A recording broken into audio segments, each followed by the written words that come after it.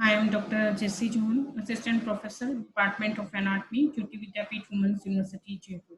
Today we are discussing the anatomy of lingual ligament.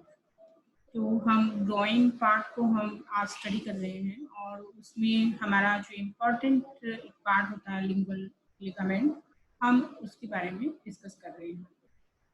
And after the session, if you found any query, any problem, any doubt, please mention it in comment box and it will be resolved very soon.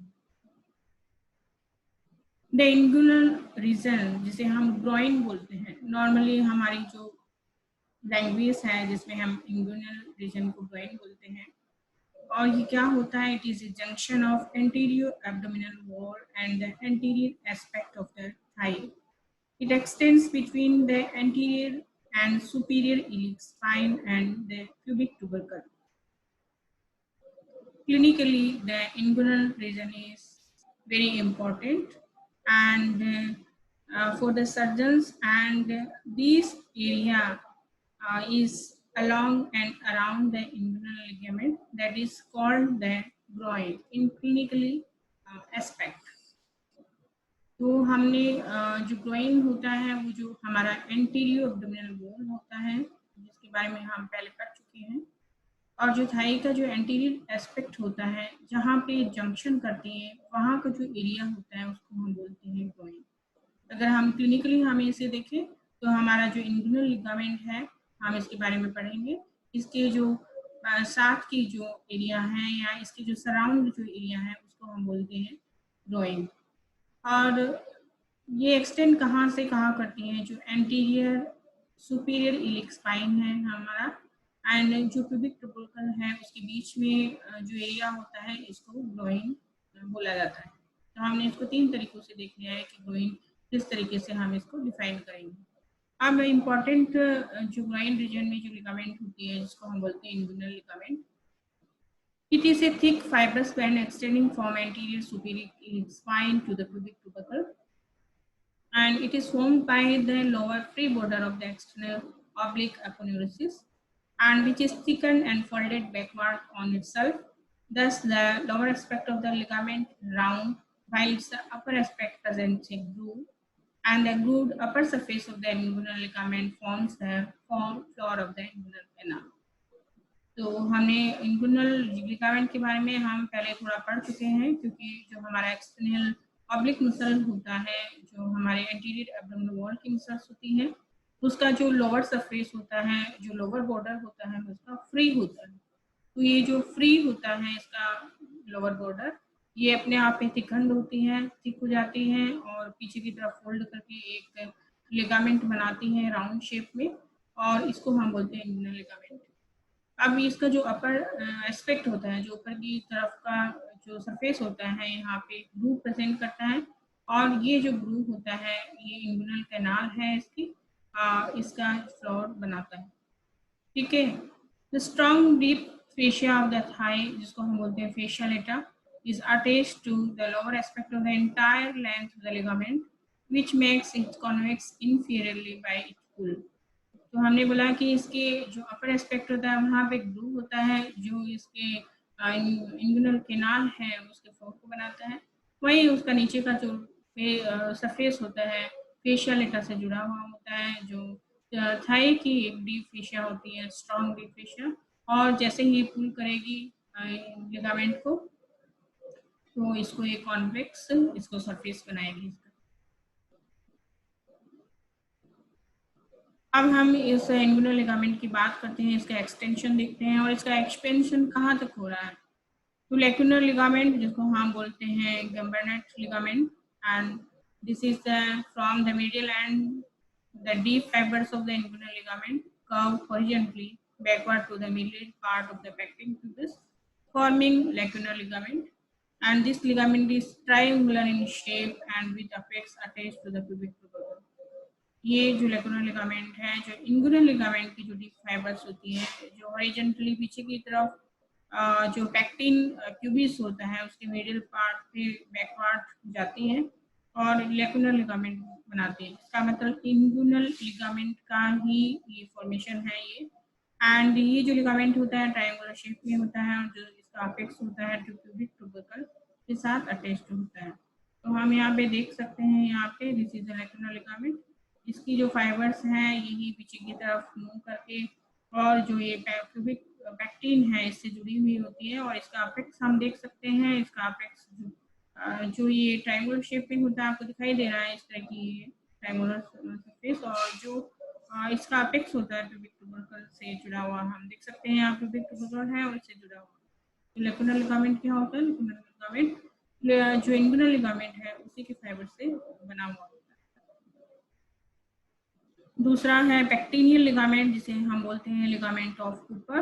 It is the extension of the posterior part of lacunar ligament along the pectin pubis up to the iliopectineal eminence। तो जो ये होता है, जो लैक्यूनर ligament है उसका posterior part होता है, उसका और एक्सटेंशन होता है, और ये एक्सटेंशन कहाँ से होता है? पेक्टिन प्यूबिस से up to the iliopectineal eminence. यहाँ पे इलियोपेक्टिनल एमिनेंस यहाँ पे दिखाई होगा, ये जो हमने देखा है, ये इसका पोस्टीरियर पार्ट है, ये आपको दिखाई दे रहा होगा। यहाँ पे ये पेक्टिन ऑफ द प्यूबिस है, और यहाँ इसके अलोंग ये जो एक्सटेंड करता है इसको बोलते हैं लिगामेंट ऑफ कूपर।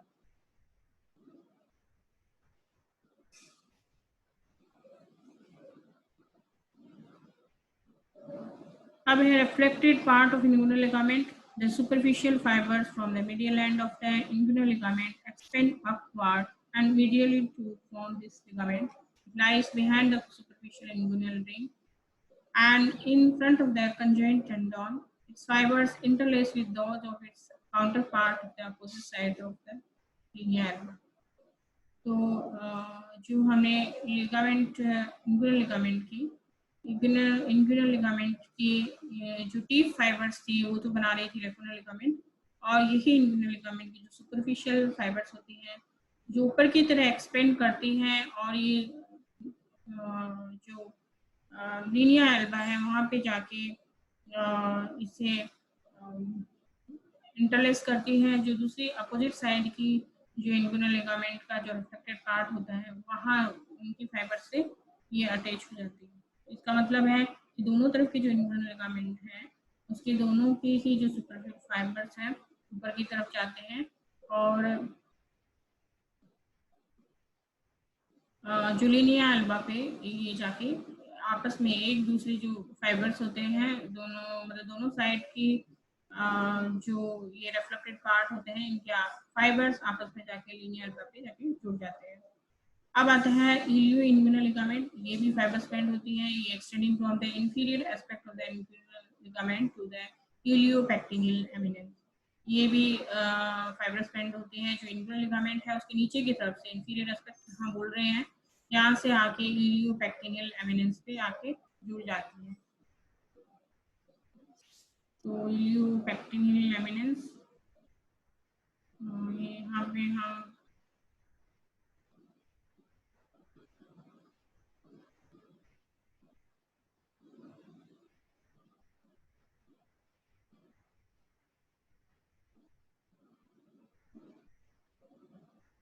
इलियोपेक्टिनियल एमिनेंस यहाँ कहीं होगा, यहाँ पे पूरी तरीके से शो नहीं हो रहा है यहाँ पे इस एस्पेक्ट से इस पिक्चर में। Now we will go for sub inguinal space. तो ये स्पेस कौन सा होता है जिसको हम बोलते हैं पेल्विक फेमोरल स्पेस भी।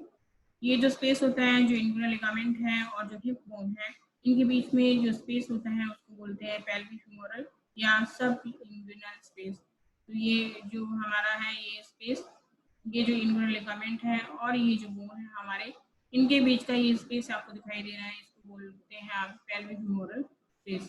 ये इंगुइनल लिगामेंट है और ये हमारा हिप बोन है, इनके बीच में ये स्पेस आपको दिखाई दे रहा है। This is the sub inguinal space. The muscles and neurovascular structure of the posterior abdominal wall pass into the femoral region of the thigh through this space. The space is divided by the iliolinguinal ligament into two parts. तो हमने बात की यहाँ पे जो ये space है, तो ये स्ट्रक्चर यहाँ पे बहुत सारे स्ट्रक्चर होते हैं जो पोस्टीरियर एब्डोमिनल वॉल से, इसमें कुछ मसल्स है जिसमें ग्रास मेजर एंड इलिकस मसल्स है और कुछ न्यूरोवेस्कुलर स्ट्रक्चर्स हैं, कुछ नर्व्स हैं, कुछ ब्लड वेसल्स हैं। ये सीधे यहाँ जो थाई में आती है स्पेस को क्रॉस करती हुई, और ये स्पेस क्या होता है, दो भागों में डिवाइड होता है, इलियो-इंगुइनल लिगामेंट से, और इलियो-इंगुइनल लिगामेंट से दो पार्ट में डिवाइड हो जाता है, एक लार्जर लेटरल पार्ट होता है और एक स्मॉलर मिडिल पार्ट होता है। लार्जर जो पार्ट को हम बोलते हैं लेकुना मस्कुलरम एंड लेकुना वेस्कुलरम। तो हम देखना ये रहा लार्जर लेटरल पार्ट है एंड मीडियल ये स्मॉल पार्ट है। लार्जर को बोलेंगे हम लेकुना मस्कुलरम एंड ये बोलेंगे लेकुना वेसोरम। तो हम देख सकते हैं मस्कुलरम यहाँ पे मसल्स वाले स्ट्रक्चर होती है, और वेसोरम यहाँ वेसल्स एंड न्यूरोवेस्कुलर जो स्ट्रक्चर होगी वहाँ होगी। आपको यहाँ पे शो हो रहा है these are muscles and these are neurovascular structures. The iliacus and psoas muscles and femoral and lateral cutaneous nerves of thigh pass through the iliacum muscularum behind the fascia iliaca. The external iliac muscle vessels in abdomen become femoral vessels as they pass through the middle part of the subinguinal space, the iliacum vascularum. तो इसमें दिखाया गया है कि जो vessels होती हैं external iliac vessels जो एब्डोमेन में जो होती है, और जब ये फीमोरल वेसल में बदल जाती हैं जब इस स्पेस को पास करती है, मतलब यही जो वेसल है इसका नाम दिया जाता है femoral vessel. The facial lining of the abdomen is prolonged into the thigh to include about 3.75 centimeter of the femoral vessels that forming the femoral sheath. तो ये जो फेशियल लाइनिंग होती है एब्डोमेन की, और ये क्या करती है, ये भी नीचे की तरफ आ जाती है थाई में, और नीचे की तरफ थाई में आके ये जो फीमोरल वेसल्स है इसके चारों तरफ एक शीट बनाती है, और इस शीट को हम बोलते हैं फीमोरल शीट, जिसके बारे में हम आगे डिस्कस करेंगे। तो हमने हो गया कि हमारा सबलिंगुअल स्पेस होता है जो हमारे हिप बोन इंगुइनल लिगामेंट के बीच में जो स्पेस होता है जिसको हम बोलते हैं पेल्विक फीमोरल या सबलिंगुअल स्पेस, और इसमें से जो पोस्टीरियर एब्डोमिनल जो वॉल है वहाँ की मसल्स एंड न्यूरोवेस्कुलर स्ट्रक्चर यहाँ पे आती है थाई में, और ये स्पेस डिवाइड हो जाता है इंगुइनल लिगामेंट से दो भागों में, एक small middle part, large lateral part. Large lateral part को बोलते हैं लेकुना मस्कुलरम एंड लेकुना वेस्कुलरम जो मिडिल साइड का है। और यहाँ पे जो एक्सटर्नल इलियक वेसल्स होती है जो एब्डोमेन की, इसी जो स्पेस से जब ये पास करती है तो फीमोरल वेसल्स में चेंज हो जाती है। अब ये फीमोरल वेसल्स है वहाँ की एब्डोमेन की जो फेशिया है लाइनिंग करती है एब्डोमिनल मसल्स के इंटरनल सरफेस को, ये नीचे की तरफ एक्सटेंड हो जाती है, और ये जो फीमोरल वेसल के ऊपर जो एक शीट बनाती है इसको हम बोलते हैं फीमोरल शीट, और इसके बारे में हम नेक्स्ट डिस्कस करेंगे अगले हमारे वीडियो में। अब बात करते हैं आपका असाइनमेंट क्या है। हम असाइनमेंट बात कर रहे हैं इंगुइनल लिगामेंट क्या है, sorry inguinal ligament.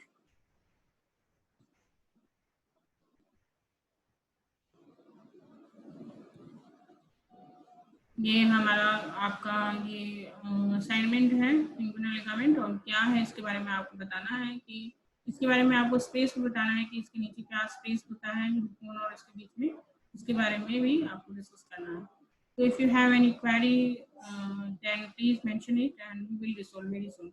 Thank you so much.